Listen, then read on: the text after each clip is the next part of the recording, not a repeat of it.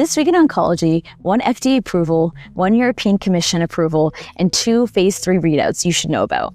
Hi, I'm Dr. Stephanie Haddad, Hematology and Oncology Fellow at UT San Antonio Mays Cancer Center and Academic Chief Fellow. Welcome back to Oncology Updates from ONCOassist. First, from the US FDA, Jideytro has been approved in adult patients with locally advanced or metastatic ROS1 positive non-small cell lung cancer who received prior ROS1 kinase inhibitors. Zidesamtinib has now been approved as a targeted therapy option for rare molecular subtypes of lung cancer. ROS1 positive non-small cell lung cancer represents a distinct subset of a disease where biomarker-driven treatment plays a central role, reinforcing the importance of molecular testing in guided therapy decisions. Turning to Europe, the European Commission has approved Etcamah in combination with the CDK4/6 inhibitor for patients with ER-positive, HER2-negative, and advanced breast cancer who develop an ESR1 mutation during their first-line endocrine therapy, detected by circulating tumor DNA before the disease progresses. In SERENA-6,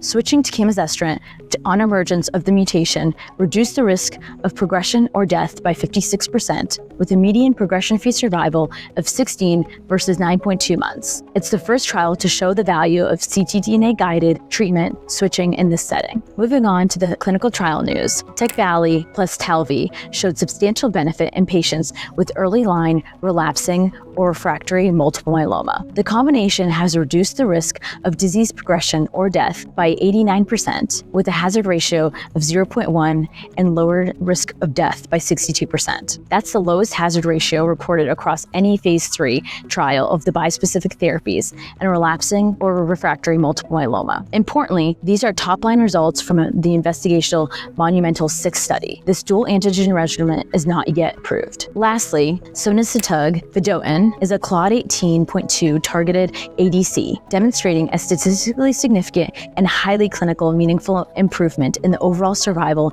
in second and later line Claudin 18.2 positive advanced gastric and gastroesophageal junction cancers in the phase 3 Clarity Gastric 01 trial. Progression-free survival showed a trend in the same direction, but did not reach statistical significance. Claudin 18.2 has emerged as an important therapeutic target in gastric and GE junction cancers, supporting more biomarker-driven approaches in advanced gastrointestinal malignancies. These results further strengthen the growing role of targeted therapies for previously treated patients with Claudin 18.2 positive advanced gastric and GE junction cancers. That's it for this week in oncology. Thanks for tuning in, and share this with a colleague and download the ONCOassist app. See you next time.